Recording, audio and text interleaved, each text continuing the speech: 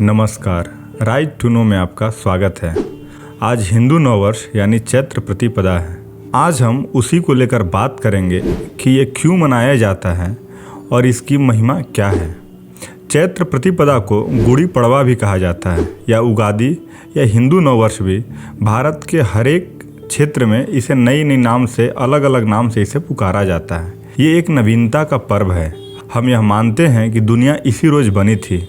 जाती ठंड, बढ़ता ताप, भूरे बादलों से घिरा आसमान, बीच बीच में बरसात और भावनाओं जैसी आरोह अवरोह वाली हवा, मन में गुदगुदी, पकती फसल, यही है अपना नया साल। अपना यह नव वर्ष रात के अंधेरे में नहीं आता। हम नव वर्ष पर सूरज की पहली किरण का स्वागत करते हैं, जबकि पश्चिम में घुप अंधेरे में नए साल की अगवानी होती है। हमारे नए साल का तारीख से उतना संबंध नहीं है जितना मौसम से है। उसका आना सिर्फ कैलेंडर से पता नहीं चलता। प्रकृति झकझोर कर हमें चौतरफा फूट रही नवीनता का एहसास कराती है। पुराने पीले पत्ते पेड़ से गिरते हैं, नई कोपलें फूटती हैं। प्रकृति अपने श्रृंगार की प्रक्रिया में होती है। लाल, पीले, नीले, गुलाबी फूल खिलते हैं। ऐसा लगता है कि पूरी सृष्टि नई हो गई है। जो कुदरत के इस खेल को नहीं समझते वे न समझें। जो नहीं समझे उनके लिए फरहत रजात की एक गज़ल भी है, जिसे मेहदी हसन ने गाया था।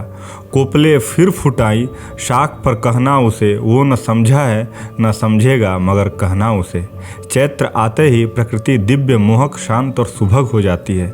फागुन और चैत्र की सीमा पर आकाश अपने शिव स्वरूप में होता है। ऐसी मोहक रात पूरे साल में कम होती है। फागुन के गुजरते ही पूरी प्रकृति अपर्णा होती है।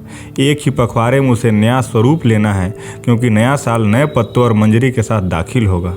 जोर जोर से आवाज दे रहे हैं, नया साल आ गया। चैत्र प्रतिपदा महसूस कराती है कि पुराना जा रहा है, नया आ रहा है। इधर कुछ सालों से नव संवत्सर पर ऋतु देवता का मिजाज बदलने लगा है। पश्चिम में तापमानी ताकतें बेहात होती जा रही हैं। आसमानी आफतों से धरती घिरती जा रही है। हमने प्रकृति के साथ बहुत बदसलूकी की है। वह क्रुद्ध हुई है। आए दिन विक्षोभ बनते हैं। पकती सरसों, गेहूं, आम पर गुस्साए बादल टूट पड़ते हैं।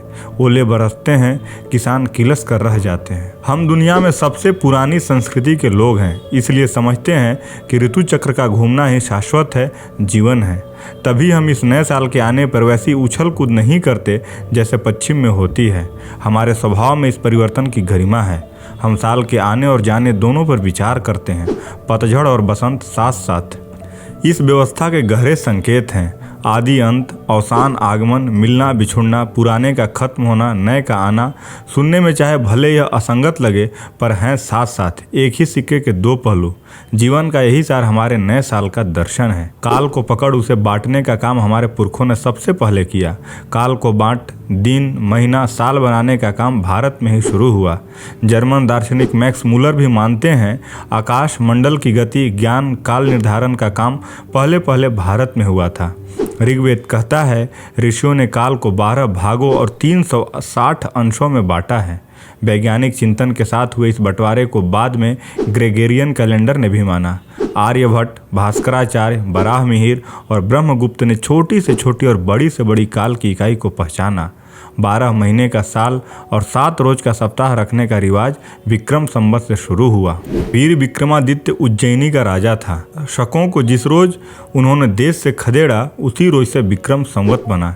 इतिहास देखने से लगता है कि कई विक्रमादित्य हुए। बाद में तो यह पदवी हो गई, पर लोक जीवन में उसकी व्याप्ति न्यायपाल के नाते ज़्यादा है। उसकी न्यायप्रियता का असर उस सिंहासन पर भी आ गया था जिस पर वह बैठता था। जो उस सिंहासन पर बैठा गजब का न्यायप्रिय हुआ।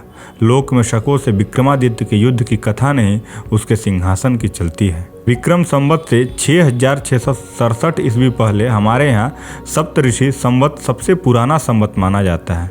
हम हिंदू मानते हैं कि इस रोज चंद्रमा से जीवनदायी रस निकलता है, जो औषधियों और वनस्पतियों के लिए जीवनप्रद होता है। इसलिए वर्ष प्रतिपदा के साथ ही वनस्पतियों में जीवन भर आता है। हमारी परंपरा में नया साल खुशियों मनाने का नहीं, प्रकृति से मेल बिठा खुद को पुनर्जीवित करने का पर्व है। तभी तो नए साल के मौके पर नीम की कोपलें काली मिर्च के साथ चबाने का खास महत्व था, ताकि साल भर हम संक्रमण या चर्म रोग से मुक्त रहें। इस बड़े देश में हर वक्त हर कहीं एक सा मौसम नहीं रहता, इसलिए अलग अलग राज्यों में स्थानीय मौसम में आने वाले बदलाव के साथ नया साल आता है। वर्ष प्रतिपदा भी अलग अलग जगह थोड़े अंतराल पर मनाई जाती है। कश्मीर में इसे नवरोज, तो आंध्र और कर्नाटक में उगादि, महाराष्ट्र में गुड़ी पड़वा, केरल में विशु कहते हैं। सिंधी इसे झूलेलाल जयंती के रूप में चेटी चंड के तौर पर मनाते हैं। तमिलनाडु में पोंगल, बंगाल में पोयला बैसाख पर नया साल मनाते हैं। कहते हैं कि ब्रह्मा ने चैत्र प्रतिपदा के दिन ही दुनिया बनाई। भगवान राम का राज्याभिषेक इसी दिन हुआ था। महाराज युधिष्ठिर भी इसी दिन गद्दी पर बैठे थे। छत्रपति शिवाजी महाराज ने हिंदू पद पातशाही की स्थापना इसी दिन की। डॉक्टर हेडगेवार जी ने इसी दिन राष्ट्रीय स्वयंसेवक संघ की स्थापना की थी, जो आज दुनिया का विशालतम हिंदू संगठन है। सैकड़ों सालों तक भारत में विभिन्न प्रकार के संवत प्रयोग में आते रहे। इससे काल निर्णय में अनेक भ्रम हुए। अरब यात्री अल बरूनी की यात्रा वृत्तांत में 5 संवतों का जिक्र है: श्रीहर्ष, विक्रमादित्य, शक, वल्लभ और गुप्त संवत। प्रोफेसर पांडुरंग बावण काने अपने धर्मशास्त्र के इतिहास में लिखते हैं, विक्रम संवत के बारे में कुछ कहना कठिन है। ये विक्रमादित्य को परंपरा को मानते हैं, पर लिखते हैं यह जो विक्रम संवत है वह ईसा पूर्व 57 से चल रहा है और सबसे वैज्ञानिक है। अगर न होता तो पश्चिम के कैलेंडर में यह तय नहीं कि सूर्य ग्रहण और चंद्र ग्रहण कब लगेंगे, पर हमारे कैलेंडर में तय है। चंद्र ग्रहण पूर्णिमा को और सूर्य ग्रहण अमावस्या को ही लगेगा। जो भी हो, परंपरा, मौसम और प्रकृति के मुताबिक वर्ष प्रतिपदा नए सृजन, वंदन और संकल्प का उत्सव है। मौसम बदलता है, शाम सुरमई होती है और रात उदार होती है। जीवन का उत्सव मनाते कहीं रंग होता है, कहीं उमंग। सूर्य की छाया में देवी की उंगली पकड़कर नया साल हमारे आंगन में उतरता है। यह हमें मधु देगा। मधु का प्रयोग वेदों में बार बार हुआ है। धरती के हृदय में प्राण स्पंदित करेगा, हमें समृद्ध करेगा। ऋग्वेद का ऋषि कह गया है, मधुवाता ऋतायाते मधुम छरंती सिंधव। आओ विराजो मधुमास, आओ बैठो संवत्सर। हमारा काल, युग, मार्ग सब कुछ सदा सर्वत्र मधुमय हो। आइए इस नए साल की परंपरा, नूतनता और इसके पवित्र का स्वागत सब मिलकर करें। और राइट टू नो के सभी दर्शकों को नव वर्ष की मंगल कामनाएं।